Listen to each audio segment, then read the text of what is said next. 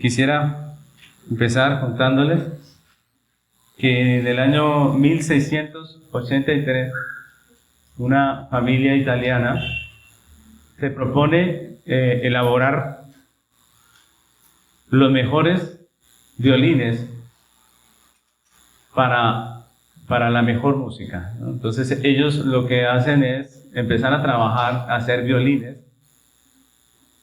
pero se sabía que dependiendo de la madera, de su proceso de secado, del barniz que se usa para pintar esos instrumentos, pues la música sonaba mejor. Entonces esta familia se concentró en hacer los mejores violines que se pudieran hacer en el comercio.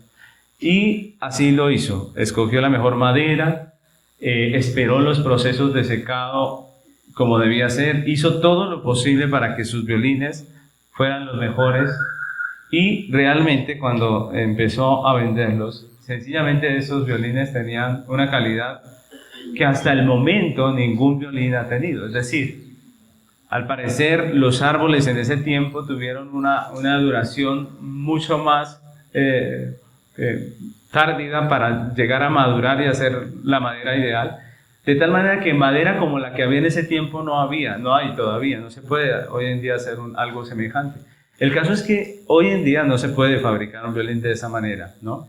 Entonces imagínense, esta familia más o menos hizo 2.300 violines, y de ellos hoy en día quedan 601 violines.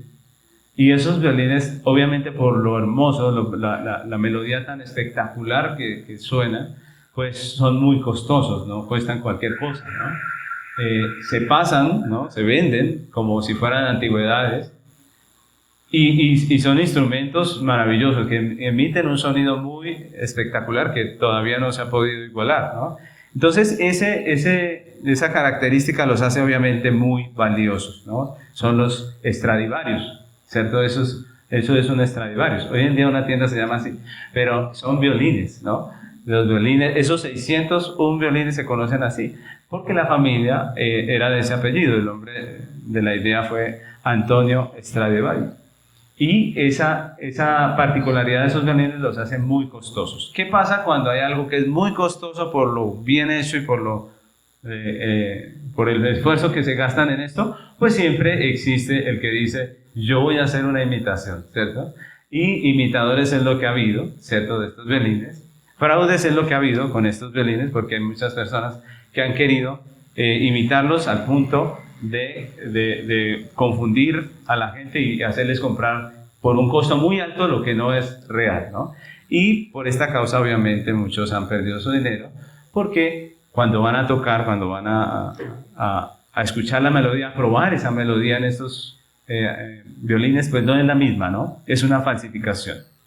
Y como estos violines, nosotros tenemos que reconocer que el Evangelio es un mensaje particular, no es cualquier mensaje. El Evangelio es un mensaje particular enviado por Dios, ¿cierto? Es el mensaje que salva. Imagínense lo valioso que es el mensaje del Evangelio, el mensaje por el medio del cual Dios puede salvar a una persona. Sin embargo, este mensaje, al igual que los violines, ¿no?, que es tan maravilloso, tan espectacular, que es inigualable, que no hay otro mensaje como el mensaje del Evangelio, también ha tenido falsificadores, ¿no? Y mucho de lo que hoy en día se escucha como el Evangelio, ¿qué pasa? No es el Evangelio. No es el Evangelio. No es el Evangelio, y por tanto hay mucho engaño. Hoy en día hay mucho engaño con respecto al Evangelio, con respecto a muchas doctrinas del Evangelio, ¿cierto? Y hoy precisamente en nuestro estudio de hoy vamos a hablar de dos de esas doctrinas y de cómo se ha perdido la realidad, lo bíblico de esas doctrinas, y se ha llenado el mundo de una cantidad de cuentos que no tienen nada que ver con la realidad. Mis hermanos, para reconocer un violín de estos, la persona que lo quiere comprar o se tiene que hacer experta en conocerlos, o tiene que llevar a una persona experta en conocerlos, ¿cierto?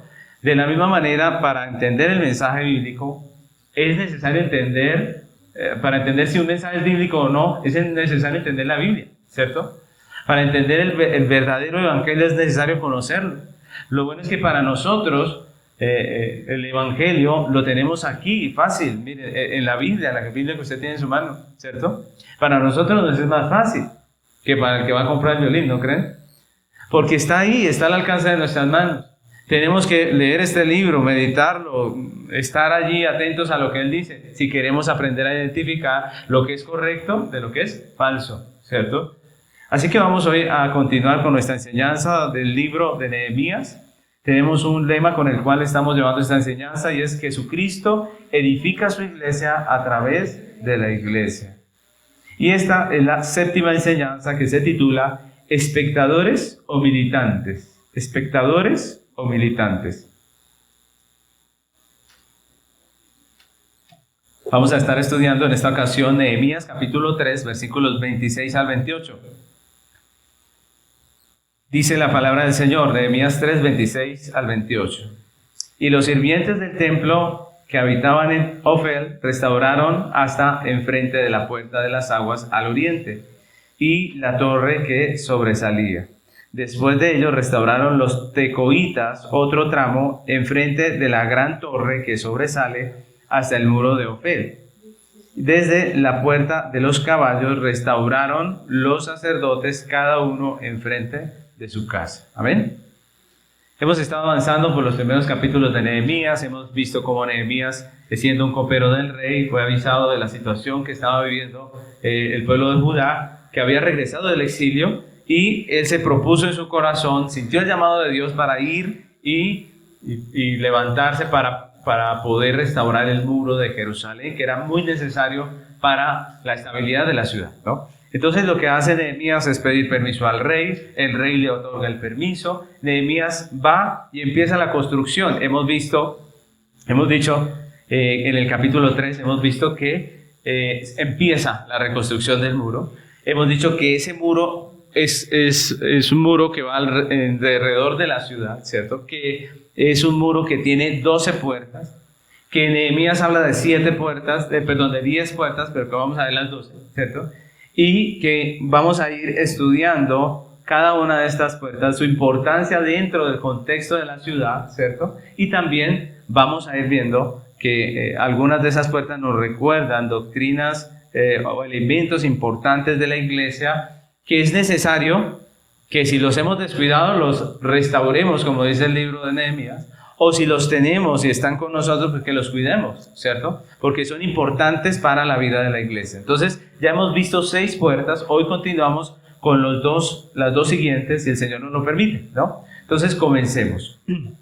La primera puerta que se nos nombra aquí en este texto es la puerta de las aguas. Si ven el texto que acabamos de leer, dice: los sirvientes del templo que habitaron en Ofel restauraron hasta enfrente de la puerta de las aguas al oriente. Entonces miren esa puerta, ¿no? ¿Qué querrá decir esta puerta? Entonces la puerta de las aguas daba al oriente, como dice el texto, y era muy particular, ya que esta puerta permanecía cerrada casi todo el año. Hemos visto las otras puertas, hemos visto cómo se requerían las puertas, ¿cierto? Cómo eran parte de la vida diaria de la ciudad. Sin embargo, esta puerta solamente se abría una vez al año durante las celebraciones de las últimas fiestas bíblicas del mes séptimo. Recordemos que Dios había ordenado hacer unas fiestas en nombre de Él, ¿cierto? Fiestas que hablan de la redención, fiestas que hablan de la obra del Señor. Y parte de esas fiestas eran las que se hacían en el séptimo año, las últimas fiestas prácticamente, y solamente para esas fiestas se abría esta puerta. ¿Por qué se llamaba la puerta de las aguas? Era llamada así por razones ceremoniales. Primeramente, podemos ver que no era un asunto de necesidad del pueblo en cuanto a manutención ni nada de esto, sino que era un asunto ceremonial. Habían 2 actividades relacionadas con el agua durante las fiestas que hacían que esta puerta fuese conocida como la puerta de las aguas. ¿Cuáles son? La primera es que en el último día de la fiesta de los tabernáculos se llevaba a cabo una actividad conocida como la ceremonia del agua. Así se llamaba, la ceremonia del agua. Y en dicha ceremonia los sacerdotes sacaban agua del estanque de Siloé. ¿Recuerdan que lo vimos hace 8 días? ¿Cierto?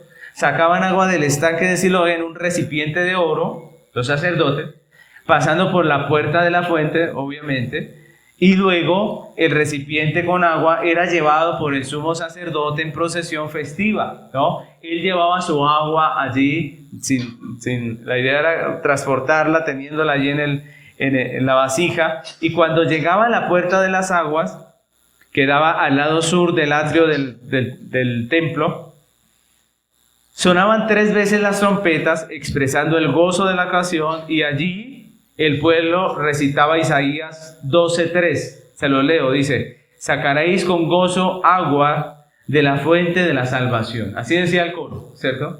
Todos decían: sacaréis con gozo agua de la fuente de la salvación. Y los sacerdotes marchaban alrededor del altar con el recipiente mientras el coro cantaba y decía aleluya. Y finalmente, a la hora del sacrificio matutino, el agua era derramada como sacrificio especial para Dios. Esa era la ceremonia.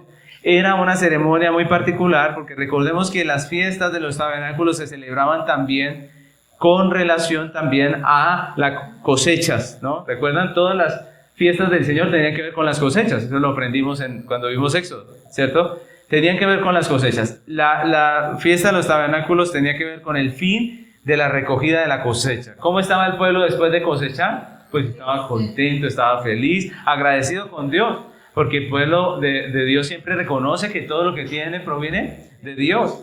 Y en esa ceremonia se utilizaba agua porque era el símbolo de la bendición de Dios sobre su pueblo como proveedor de la lluvia abundante que Él enviaba para que se dieran las cosechas.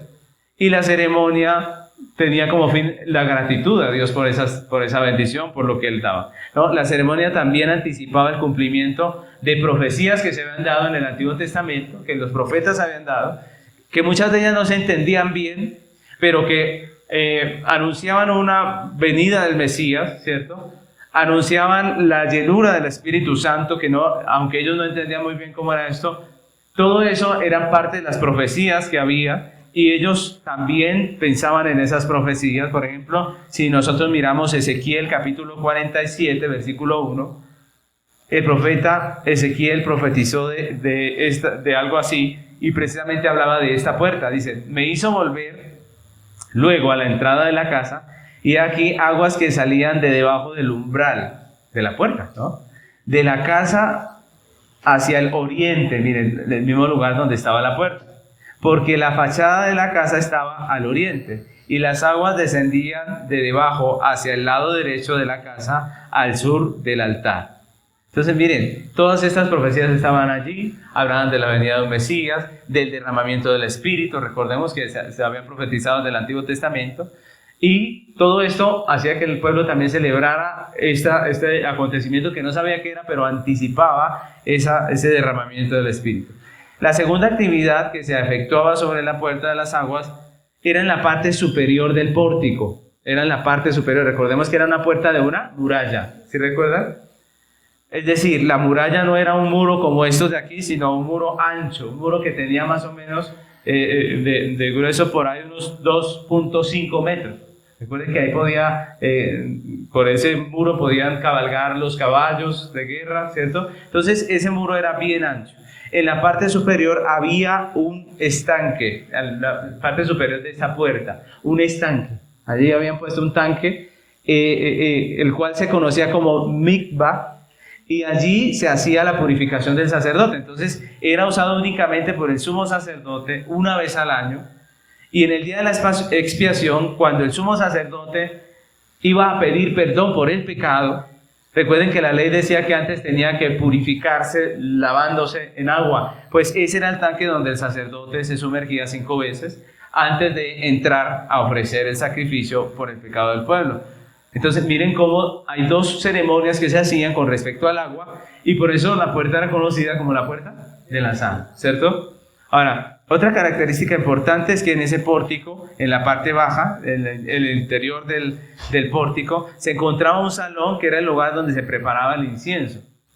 Esta puerta quedaba muy cerca al templo, y era el lugar donde se preparaba el incienso que luego se quemaba en el templo, ¿no? Entonces, como podemos ver, esta puerta tenía una conexión importante con el templo, con las actividades del templo, y anticipaba el cumplimiento de la profecía que hablaba del Espíritu Santo, del derramamiento del agua del Espíritu Santo, que profetizaron Zacarías, Ezequiel y los profetas del Antiguo Testamento.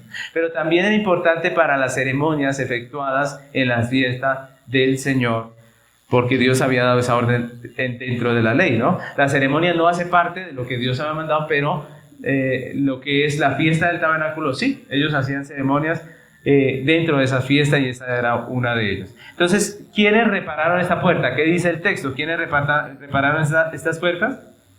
El texto dice que fueron los sirvientes del templo, ¿cierto? ¿Quiénes eran los sirvientes del templo? Eran ayudantes de los levitas, ¿no? Eran ayudantes. Como vemos en el texto, estos vivían en un lugar llamado Ofel, que se encontraba en la aldea sur del templo, y ellos eran los encargados de cargar agua y leña para ser usada dentro del templo. Ellos eran los sirvientes del templo. También se nombra a los tecoitas, que restauraron otro tramo hasta el muro de Ofel. Ahora, ¿qué hicieron estas personas? Miren, es importante notar que aquí no se nombra la puerta. ¿No se han dado cuenta? No se nombra que arreglaron la puerta. Se nombra la puerta, sí, pero simplemente como diciendo que se hizo el muro hasta la puerta, ¿cierto? No se dice que se arregló la puerta. ¿Qué se decía de las otras puertas? Decía que se había restaurado, los cerrojos, las bisagras, todo lo que era la puerta. Pero en este caso no se habla de la puerta, sino del muro. ¿Por qué? Porque la puerta, cuando viene Nehemías, se encuentra toda esa destrucción, habían algunas puertas que estaban buenas, ¿cierto? Entre ellas esta puerta. Y aquí se ve que ella no se afectó la puerta, pero sí el pórtico y el muro. Y obviamente la puerta descansa sobre un muro, ¿cierto? Entonces era necesario restaurar el pórtico, era necesario restaurar el muro sobre el cual iba a descansar esta puerta. Entonces la pregunta es, ¿qué elemento importante de la vida de la iglesia nos recuerda la puerta de las aguas, ¿cierto? Esa puerta que era muy ceremonial, ¿qué nos recuerda o qué nos llama a nosotros en la iglesia de hoy en día? Pues la respuesta nos la da el mismo Señor Jesucristo en la celebración de la fiesta de los tabernáculos. Miren lo que dijo el Señor en esa fiesta, en Juan capítulo 7, versículos 37 al 39. Vamos a buscar ese texto. Juan 7, 37 al 39.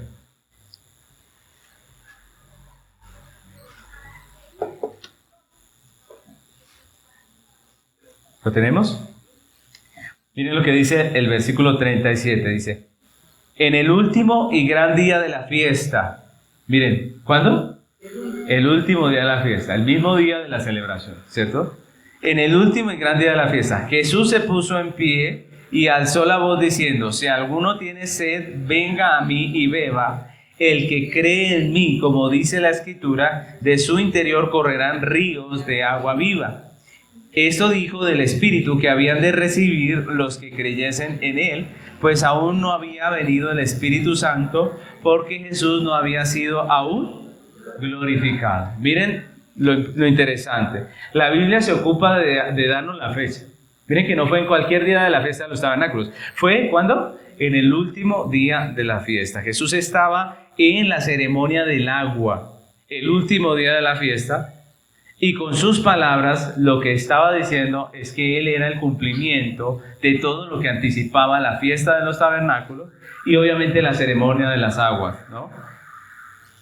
Todo lo que anticipaban los profetas acerca del agua, fluyendo por esa puerta y todo lo que decían, eso apuntaba a una persona y era Cristo. Jesús dice que levantó su voz y dijo, ¿cierto? Imagínense, están en la fiesta todos allí contentos con todo esto, pero Jesús se levanta y dice, ojo, ¿cierto?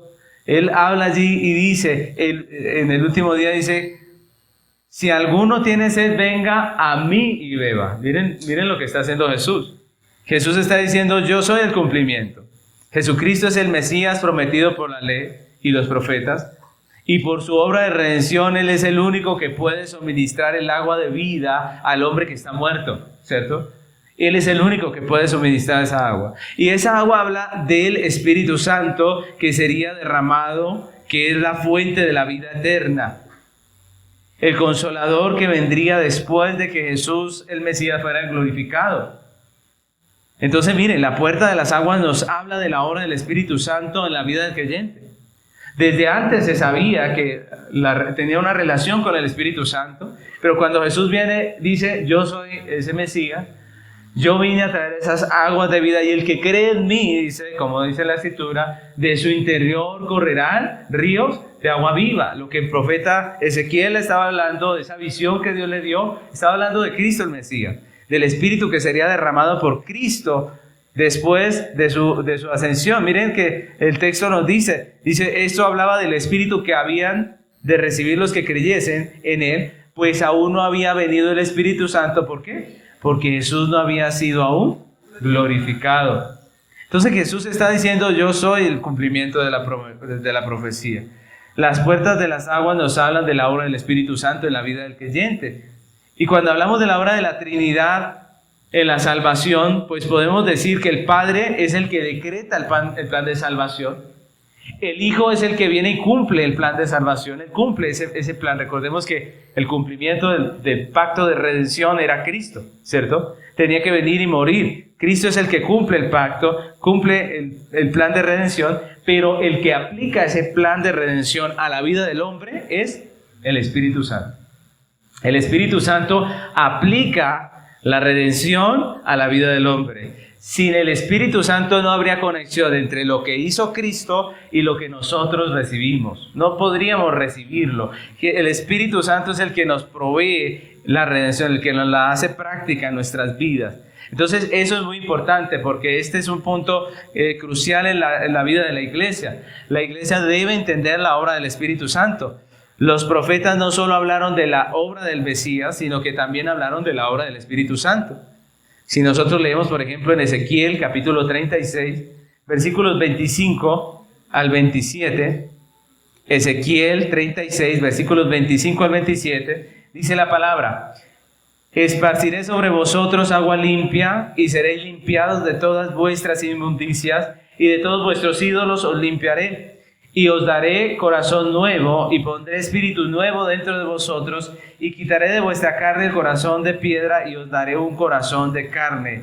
Y pondré dentro de vosotros mi espíritu, dice el Señor, y haré que andéis en mis estatutos, y guardéis mis preceptos, y los pongáis por obra. Miren, siempre se habla de la obra de Jesucristo, anunciada por los profetas, pero ellos también hablaron de la obra del Espíritu Santo. En la actualidad muchas iglesias han cambiado la comprensión bíblica de la obra del Espíritu Santo por el emocionalismo y el misticismo, desafortunadamente. Lo que hablábamos de los violines, ¿cierto? Se falsificó la obra del Espíritu Santo y se cambió de la obra bíblica del Espíritu Santo por el emocionalismo y el misticismo. Y está tan arraigado en el corazón de muchos creyentes que algunos dicen que si no hay emocionalismo y misticismo en una iglesia es porque no está el Espíritu Santo, ¿cierto? Y eso es triste, ¿no creen? Para muchas personas que se profesan cristianas, la obra del Espíritu Santo son milagros, cosas sobrenaturales, como pretender que caiga escarcha de oro del cielo, o una sensación de fuego que se está sintiendo, ¿cierto? Una presencia invisible que produce desmayos, un poder que invade a la persona y le hace saltar, le hace temblar, le hace reír imparablemente, o hablar cosas sin sentidos, incluso tomar actitudes irracionales como ladrar como perros o aullar como lobos. Eso hace parte de lo que muchas personas creen que es la obra del Espíritu Santo. Y todo esto obviamente es una falsificación y una burla de lo que es la verdadera obra del Espíritu Santo. Para estos cristianos, los que no hacemos estas cosas, sino que nos sentamos a estudiar la Biblia, pues no tenemos el Espíritu Santo, ¿no? Esa gente se la pasa estudiando la Biblia y no tiene el Espíritu Santo, dicen ellos, ¿no? Otros creyentes que ven escandalizados esas manifestaciones emocionalistas y místicas, ya caen en el otro extremo, ¿no? Dicen, uy, no, eso del Espíritu Santo, eso es terrible, ese emocionalismo y todo esto. Entonces caen en el otro extremo. ¿Cuál es el otro extremo? Decir el Espíritu Santo no hace nada, ¿cierto? Caer en el asunto de no hablar de la obra del Espíritu, de no nombrar al Espíritu Santo para nada, y eso obviamente está mal. Las dos cosas están mal. Falsificar la obra del Espíritu Santo, cambiándola por emociones y misticismo, está mal, pero negar la obra del Espíritu Santo también está mal, ¿cierto? Quitarla de nuestro entendimiento, de nuestro estudio, pues también está mal. Entonces debemos tener cuidado de no caer en ninguno de los dos extremos. Esas dos conductas están mal. Debemos ir a la Biblia, a lo que dice la palabra. Mis hermanos, como aquellos que habían regresado del exilio y necesitaban restaurar el muro y el pórtico de la puerta de las aguas, la iglesia de hoy también necesita poner en alto el nombre y la obra del Espíritu Santo. Necesitamos volver a levantar esa doctrina en la iglesia, la obra del Espíritu Santo. ¿Qué dice la Biblia con respecto al Espíritu Santo? ¿Cómo aplica el Espíritu Santo la redención a la iglesia? Si el Espíritu Santo no son emociones, ni sentir un calor, ni que llueva escarcha, ni ninguna de estas cosas, ¿qué es lo que hace el Espíritu Santo? La obra del Espíritu Santo es indispensable para que el creyente pueda beneficiarse de la obra de redención, mis hermanos. Por ejemplo, les voy a nombrar algunas de las cosas que hace el Espíritu Santo en la vida del hombre dentro de la obra de redención. El Espíritu Santo, por ejemplo, es el que, por la predicación del Evangelio, da vida al hombre que está muerto en sus delitos y pecados. Y ese es el comienzo de la redención, de la salvación. Mis hermanos, si el Espíritu Santo no lo hace, pues nadie recibe ese mensaje, todos están muertos. Sería imposible recibir la redención si no es por la obra del Espíritu Santo. Juan capítulo 3, versículo 5, el Señor Jesús está hablando con Nicodemo y vamos a leer hasta el versículo 7, le dice, respondió Jesús, de cierto te digo, el que no naciere del agua y del Espíritu no puede entrar en el reino de Dios. Lo que es nacido de la carne, carne es, y lo que es nacido del Espíritu, Espíritu es. No te maravilles de que te dije, os es necesario nacer de nuevo. Si el Espíritu no da nuevo nacimiento, pues nos es imposible a los pecadores recibir el mensaje de Dios. ¿Por qué? ¿Culpa de Dios? No, culpa nuestra. Somos pecadores, amamos el pecado, pero por la obra del Espíritu Santo una persona puede nacer de nuevo. Precisamente eso significa la inmersión en agua que se hacía en el mikvah, que acabamos de leer, que se hacía encima de la puerta de las aguas. Significa renovación, una nueva vida. Y era el símbolo que se usaba para cuando la gente se arrepentía.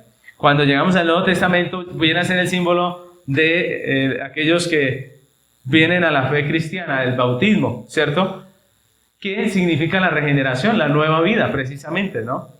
Así que sin el Espíritu Santo el hombre no podría nacer de nuevo. Ahora, el Espíritu Santo también es el que convence de pecado. Sin la obra del Espíritu Santo, nosotros nos sentamos, escuchamos que somos pecadores, pero decimos, eso es mentira, eso es puro cuento, yo no creo eso, ¿sí o no? Porque nosotros somos pecadores y nos es difícil decir, sí, tiene razón, yo debo cambiar de vida. ¿Quién puede hacer esa obra en nuestro corazón? Solamente el Espíritu Santo. Sin el Espíritu Santo no podríamos aceptar nuestros pecados. Juan 16:8 dice, y cuando Él venga, convencerá al mundo de pecado, de justicia y de juicio. Si el Espíritu no convence, nadie va a convencer a esa persona. Su insistencia, sus regaños, no son los que convencen. Es la palabra de Dios con el poder del Espíritu Santo. Debemos nosotros predicarla y solamente la obra del Espíritu Santo puede convencer al hombre. El Espíritu Santo también es el que produce verdadera fe. La fe es una obra de la gracia de Dios que permite que el hombre crea en Cristo como dice la Escritura, así como dijo Jesús, como dice la Escritura. Porque muchos creen en Jesús, pero no como dice la Escritura, como Señor y Salvador. La fe es un milagro de Dios que obra el Espíritu Santo en el corazón del creyente para creer en Cristo como Salvador y en su obra perfecta como suficiente para satisfacer la justicia de Dios, para vindicar la ley de Dios y para redimir a los pecadores. El Espíritu Santo es el que cambia nuestros afectos. Él obra en nosotros cambiando nuestros afectos. Miren, ¿cómo es posible que alguien que le gustó beber toda la vida, que era un borracho, conoce el Evangelio y ahora se aparta y dice, yo ya no quiero esa vida? ¿Cómo es posible que alguien que es adicto o que alguien que tiene un pecado arraigado en su corazón conoce al Señor y cambia su vida por completo? Es la obra del Espíritu Santo que cambia los afectos, obra en nuestros corazones para que empecemos a aborrecer el pecado y amar la palabra de Dios. Muchos de nosotros cuando éramos cristianos decíamos, yo sí nunca me metería a una iglesia, ¿cierto? A escuchar la Biblia, a ponerme a orar y todo eso. Pero cuando conocimos del Señor, aquí estamos, ¿cierto? Es la obra del Espíritu Santo que cambia el corazón, los afectos. Y sin Él, pues estaríamos en las mismas todavía, ¿cierto? El Espíritu Santo es el Santo Consolador que está con el creyente todo el tiempo de su peregrinar en esta tierra, fortaleciéndole, renovándole por su palabra, transformándole. Y eso lo dice el apóstol Juan en Juan capítulo 14, versículo 26. Miren lo que dice ese texto. Está Jesús enseñándole a sus discípulos que Él se va a ir, que Él va a morir, pero que Él les va a dejar el Consolador, que es el Espíritu Santo. Y dice la palabra en Juan 14, 26, dice, mas el Consolador, el Espíritu Santo, a quien el Padre enviará en mi nombre, Él os enseñará todas las cosas y os recordará todo lo que yo os he dicho. El Padre enviará a alguien que nos va a consolar, que va a estar con nosotros. Miren que esa palabra consolador es una palabra que significa estar al lado de, estar junto, ¿cierto? Y eso es hermoso.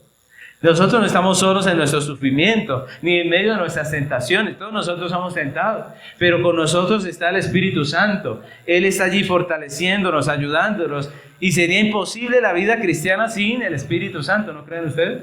Sería imposible. ¿Es difícil la vida cristiana? ¿Qué creen ustedes? ¿Es difícil vivir para Dios? Claro que sí. ¿Es difícil no dejarse llevar de este mundo? Claro que sí.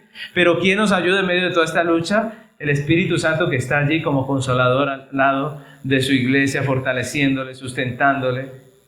Y precisamente fue la puerta de las aguas donde Esdras leyó al pueblo la ley y las escrituras, y el Espíritu Santo le dio arrepentimiento a todas estas personas, ¿recuerdan? Lo vamos a ver más adelante en el libro de Nehemías. Fue en esas aguas que se leyeron, en esa puerta de las aguas que se leyeron las escrituras, y todas esas personas se arrepintieron por la obra del Espíritu Santo. El Espíritu Santo también es por aquel que nosotros somos adoptados, es por el Espíritu que somos adoptados. Dice Romanos 8, 14 y 15. Dice Romanos 8, 14 y 15, porque todos los que son guiados por el Espíritu de Dios, estos son hijos de Dios, pues no habéis recibido el espíritu de esclavitud para estar otra vez en temor, sino que habéis recibido el espíritu de adopción por el cual clamamos, Abba Padre. Es por el Espíritu que somos hijos de Dios. Sin el Espíritu no podríamos clamar Abba Padre.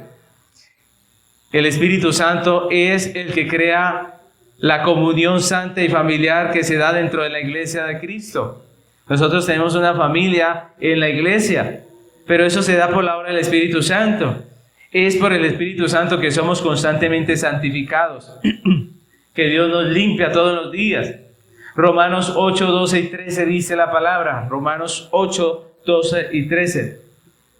Así que, hermanos, deudores somos, no a la carne, para que vivamos conforme a la carne, porque si vivís conforme a la carne moriréis, mas si por el Espíritu hacéis morir las obras de la carne, viviréis. Romanos 8, 12 y 13.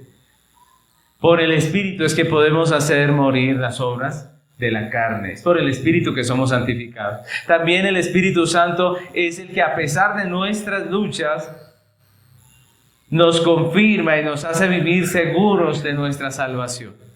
A pesar de que tenemos luchas con el pecado, a pesar de que muchas veces, como decía la carta del apóstol Juan, muchas veces pecamos, pero si pecamos, ¿qué dijo el apóstol Juan? Abogado tenemos, ¿cierto? Y la Biblia dice que el Espíritu Santo es aquel que nos fortalece y nos ayuda en medio de toda nuestra vida cristiana para poder vivir seguros de la salvación eterna. Romanos 8, 16 y 17 dice la palabra del Señor. Romanos 8, 16 y 17.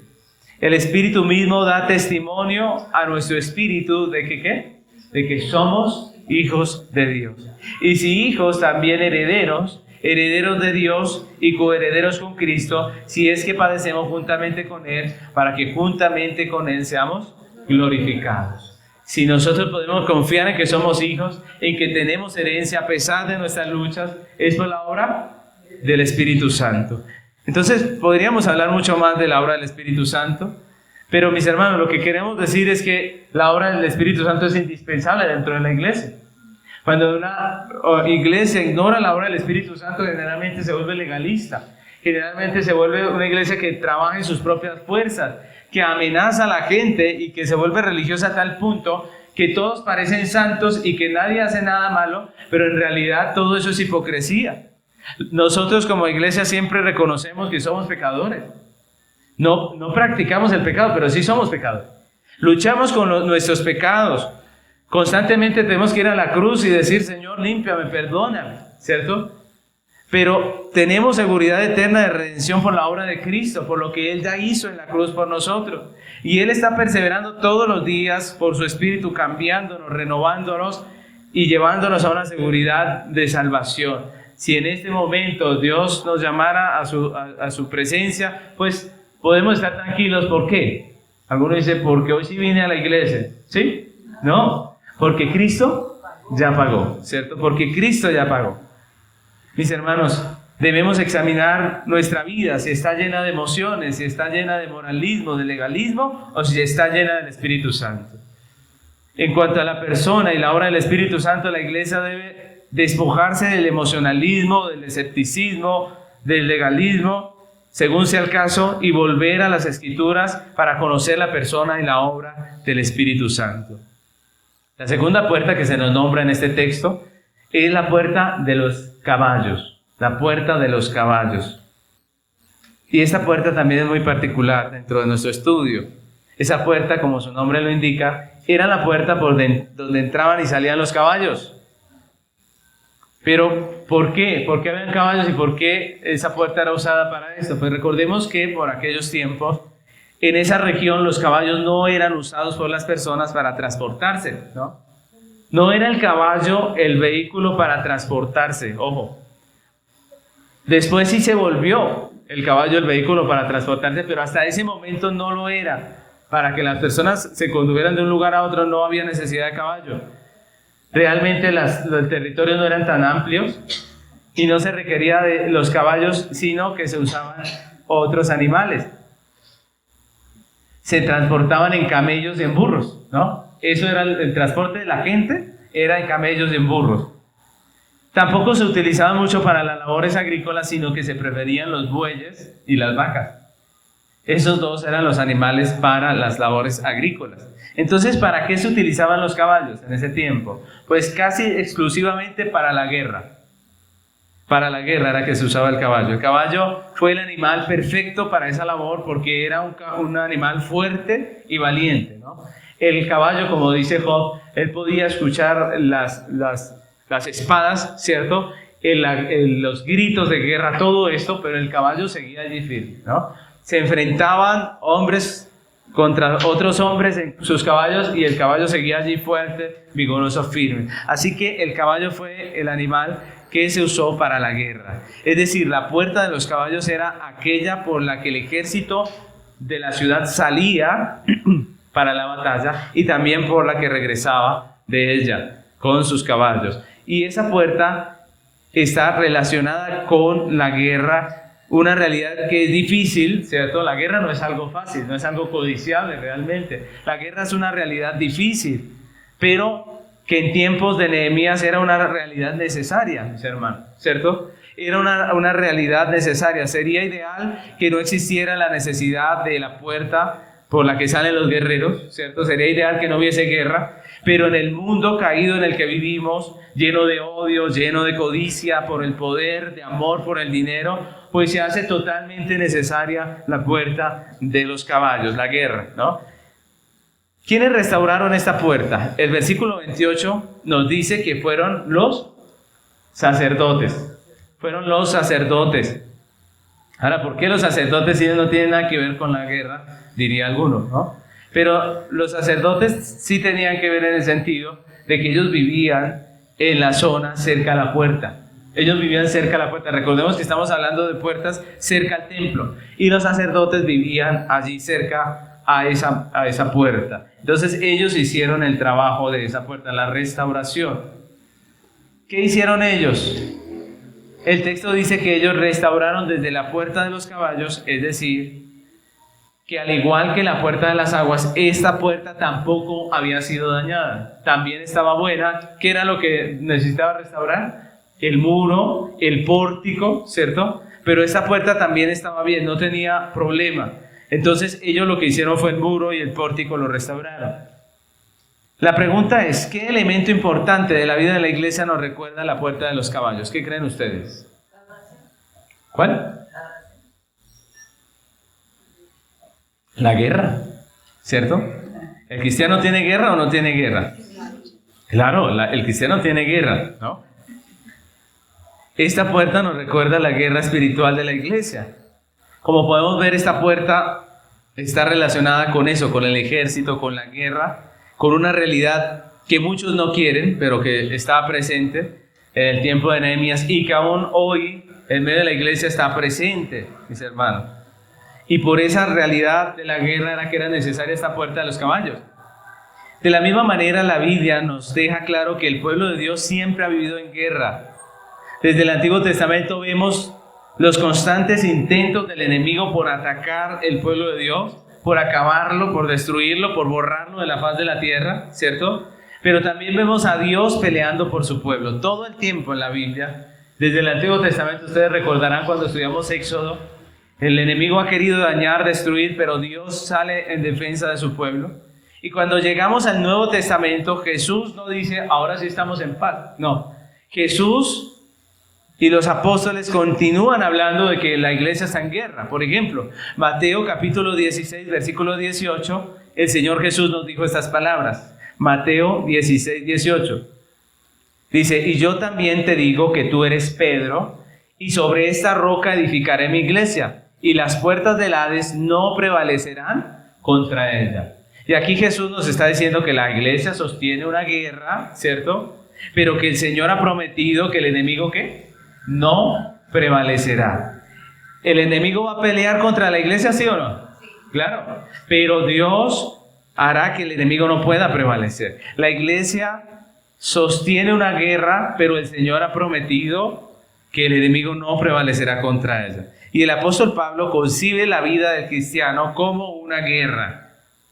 Y al creyente lo ve como un soldado que debe pelear, que debe militar, ¿cierto?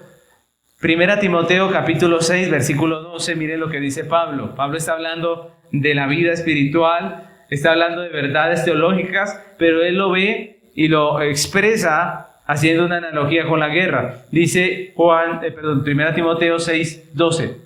Dice, pelea la buena batalla de la fe, echa mano de la vida eterna, a la cual asimismo fuisteis llamados, habiendo hecho la buena profesión delante de muchos testigos.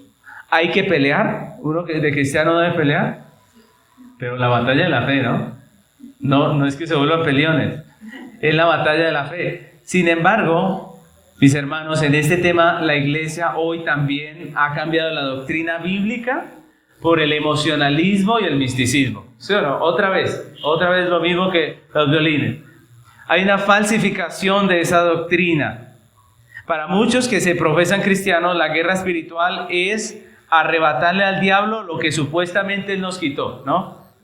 ¿Y a qué se refiere la gente cuando habla de eso?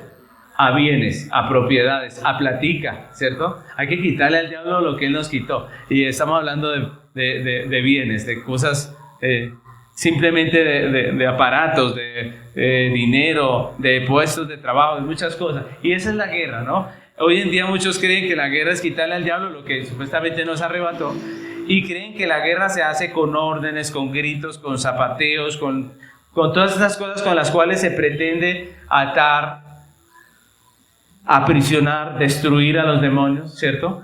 Dándole órdenes. Eso es lo que para muchos es guerra.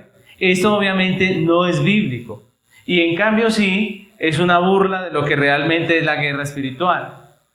¿Qué es la guerra espiritual? ¿Qué dice la Biblia acerca de la guerra espiritual? Pues la guerra espiritual es el conflicto entre el bien y el mal, que comenzó con la rebelión de Satanás en el cielo y que se trasladó al ámbito terrenal con la caída de Adán y Eva. ¿Recuerdan? Primero, Satanás se rebela contra Dios. Él quiere ser igual a Dios, se rebela. Y luego él incita al hombre que fue puesto en el huerto a rebelarse contra Dios y ahí el conflicto se traslada aquí a la tierra. Desde entonces hay una guerra espiritual contra la iglesia que muchas veces se ha trasladado al plano físico, ¿no? Esa guerra representa una batalla constante del creyente contra el mundo, que es el sistema de maldad, de pecado, de los hombres sin Cristo, cuyo príncipe es ¿quién? ¿Quién es el príncipe de este mundo? Satanás, ¿cierto?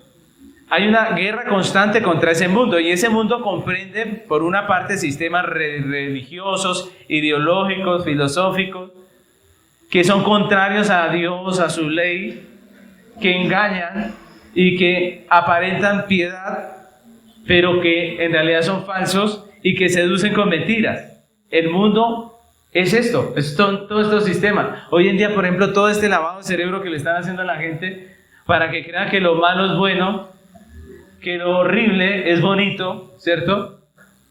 Hoy en día ese es el trabajo del mundo, en el aspecto ideológico, filosófico, que se levanta contra Dios. Este mundo comprende ese sistema religioso, ideológico, filosófico, que es contrario a la ley de Dios, que engaña. Pero por otra parte también comprende el sistema político, económico, judicial, militar, que es contrario a la ley de Dios, que impone una vida contraria a lo que Dios dice. Entonces primero nos intentan lavar el cerebro con un poco de mentira, y luego, como no aceptamos, ¿qué pasa? Se impone. Y ahí es cuando viene la persecución. Esto ha pasado una y otra vez en el mundo, y lo que estamos viendo ahorita es la primera parte, ¿no? Nos están tratando de convencer de que la cosa es así. Y ya estamos viendo la segunda. La segunda parte es que nos dicen, y si usted no cree así, tiene un problema con la justicia, ¿cierto? Hoy en día, si usted no está de acuerdo con lo que dice el mundo, con todos esos engaños, pues usted tiene un problema con la justicia. Nada más nosotros que subimos estas predicaciones a plataformas, desde esas plataformas, si nosotros hablamos de un tema y ellos se dan cuenta que es un tema que no les gustó, ¿qué hacen? Quitan el video, se lo bloquean. Entonces todas esas cosas ya es represión, ¿no? Pero el final de todo eso es persecución. Ya nosotros somos vistos como los intolerantes, ¿cierto? No dejamos que la gente viva tranquila con su pecado. Nos molesta que le impartan doctrina diabólica a nuestros hijos en el colegio, entonces decimos no a todo eso, y entonces ya somos intolerantes. Y todas esas cosas hacen parte del sistema de este mundo. La guerra espiritual es una batalla contra la verdad, es una guerra por la mente y el pensamiento de los hombres, porque es el pensamiento el que influye en la forma de vivir de las personas. Así que la guerra espiritual, mis hermanos, es diferente a lo que dicen por ahí. El verdadero enemigo es Satanás, el verdadero enemigo es el mundo, ¿cierto? El verdadero enemigo es ese sistema de maldad. ¿Cómo le hacemos frente la iglesia de Cristo a esta guerra, ¿no? ¿Cómo hacemos frente a esta guerra? Pues recuerdan en nuestro estudio del capítulo 6 de Efesios, ¿qué es lo que dice acerca de la armadura de Dios? La primera parte nos dice que debemos depender absolutamente de Dios. Recuerden, por ejemplo, Efesios 6:10, que dice: por lo demás, hermanos míos, fortaleceos en el Señor y en el poder de su fuerza. ¿De quién dependemos para ganar esta guerra? De Dios. Pero lo segundo es la palabra de Dios. Toda la demás armadura, toda la armadura de Dios, recuerden que tiene que ver es con la palabra. La guerra la peleamos a través de la palabra, con la palabra, estudiando la palabra, conociendo la palabra. Si no conocemos la palabra, sencillamente no tenemos cómo defendernos. Terminamos nosotros enredados en este mundo. Miren, el diablo le dijo a Jesús: si haces esto que yo te digo, te daré todos los reinos de este mundo, ¿cierto? ¿Qué dijo Jesús? Escrito está. ¿Qué responde el cristiano hoy en día si le ofrecen todos los reinos de este mundo, todo el poder y la victoria y el dinero? ¿Qué dice? Dice, ¿cómo le hago? ¿Qué hay que hacer? ¿Sí o no? Porque estamos tan lejos de la palabra que eso es lo que hoy en día tenemos. ¿Cómo responde la iglesia hoy cuando Satanás ofrece todas estas cosas? Pues muchas veces de una manera errada. Miren cuánta basura ha entrado en la mente de muchos cristianos, pastores e incluso congregaciones, porque no tienen un compromiso con el estudio y con las escrituras, sino con el mundo. ¿Y qué pasa? ¿Cuánto cristiano está a favor hoy en día del aborto, por ejemplo? ¿Cuántos cristianos están a favor de la cultura woke, de la diversidad de género, del lenguaje inclusivo, del feminismo, de todas estas cosas que si las vemos a la luz de la Escritura son totalmente contrarias al Evangelio? Pero el Señor no nos llama simplemente a estudiar la Escritura para protegernos a nosotros, sino también para salvar, para hacer la obra, para evangelizar. Por ejemplo, en 2 Corintios 10:3 dice la Escritura: pues aunque andamos en la carne, no militamos según la carne, porque las armas de nuestra milicia no son carnales, sino poderosas en Dios para la destrucción de fortaleza, derribando argumentos y toda altivez que se levanta contra el conocimiento de Dios y llevando todo pensamiento cautivo a la obediencia de Cristo. Miren lo importante de esta palabra. El apóstol Pablo nos dice que nosotros peleamos esta batalla hablándole a la gente la palabra de Dios. Cuando enseñamos la palabra estamos derribando argumentos que hay en la mente. El apóstol Pablo lo hace una analogía con las murallas, ¿no? Él dice las fortalezas. En la mente de la gente hay fortalezas en las que ellos se escudan para decir yo no creo en Dios o no creo en lo que usted me dice. ¿Cómo se derriban? Con la palabra de Dios. Si no conocemos la palabra, no podemos derribar argumentos. Esta semana hablaba con alguien, estaba evangelizando, y esa persona me decía, estaba arraigada en la salvación por obra. Esa persona decía, no, tenemos que portarnos bien si queremos ser salvos. Pero yo le mostraba por las Escrituras que dice la Biblia que por las obras de la ley nadie puede ser salvo. Eso es Romanos 3:20, ustedes recuerdan. Pablo dice, por las obras de la ley nadie puede ser salvo. Solamente por la fe en Cristo podemos tener redención. Mis hermanos, ¿cómo derribamos una fortaleza de la mente de las personas? Con la palabra de Dios. La verdadera guerra espiritual es cuando usted evangeliza. La verdadera guerra espiritual es cuando usted le enseña a sus hijos la palabra. Ahí usted está guerreando, ¿sí? Algunos creen que es zapatear y todas estas cosas. No, la guerra espiritual se hace predicando la palabra de Dios. Se hace cuando usted lee, cuando usted aparta todos los días tiempo de conocer este libro precioso, cuando usted se alimenta de predicaciones, de estudios, cuando usted edifica su mente, su corazón en la palabra de Dios. Así que mis hermanos, prácticamente la puerta de las aguas nos habla de lo que el Espíritu Santo hace en el creyente. Y la puerta de los caballos nos habla de la guerra, que es lo que el Espíritu Santo hace a través del creyente cuando predicamos la palabra de Dios. Amén. Así que este estudio que hicimos hoy, pues es un llamado de Dios. Mis hermanos, a que la iglesia no seamos solamente espectadores. Espectadores son personas que participan y dicen, ay, sí, tan chévere. Amén, sí, pastor, muy bonito, ¿cierto? Pero cuando la Biblia nos habla y Pablo nos habla acerca de militar. La Biblia dice, ninguno que milita, ¿cierto? Que milita, nosotros somos militantes. Y el militante es el que está comprometido. El militante es el que está arraigado a un compromiso por una causa. Y nosotros estamos llamados a ser militantes, ¿cierto? La pregunta es, ante el llamado de Dios que Dios hace hoy a través de su palabra, ¿cómo respondemos nosotros? ¿Siendo simples espectadores o siendo militantes? ¿Ven? Pues la Biblia nos llama a ser militantes. Les invito a que se pongan sobre sus pies y vamos a orar al Señor y a pedirle que nos ayude. Fácil es ser espectador, fácil es escuchar y decir amén, muy bonito, pero difícil es levantarnos y ser militantes. Que Dios nos ayude en medio de todas las cosas. Amado Señor, queremos hoy agradecer tu misericordia, tu amor, tu bondad. Gracias por el privilegio que nos das hoy de conocer tu palabra. Señor, estas dos puertas nos hablan de la obra del Espíritu Santo y de la guerra, dos aspectos importantes dentro de la iglesia. Ayúdanos a conservar, Señor, la doctrina bíblica en medio de estas dos realidades. Ayúdanos a apreciar la obra del Espíritu como dice la Escritura y a pelear la buena batalla de la manera en que la Biblia lo dice. Limpia nuestro corazón de la mala doctrina. Ayúdanos a no ser simples espectadores. Permítenos ser militantes, que hagamos, que nosotros también evangelicemos, prediquemos, llevemos la luz del Evangelio a otras personas. Ayúdanos, Padre. Permite que tu iglesia viva como debe vivir, como militantes, como hombres y mujeres de Dios, guerreros, Señor, como soldados del ejército de Cristo, con toda la armadura puesta, Señor, como dice tu palabra. Te damos muchas gracias por tu amor, por tu paciencia, por tu bondad. En el nombre de Cristo Jesús. Amén.